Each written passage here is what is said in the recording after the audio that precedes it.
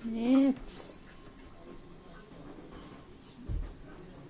आपकी बाइक में किसी भी तरह का स्क्रैच या डेंट लगा हुआ है तो टेंशन लेना छोड़ दो, क्योंकि ये तरीका 100% बारीक से बारीक डेंट को भी जड़ से खत्म कर देगा। सिर्फ आपको एक ड्रिल जसले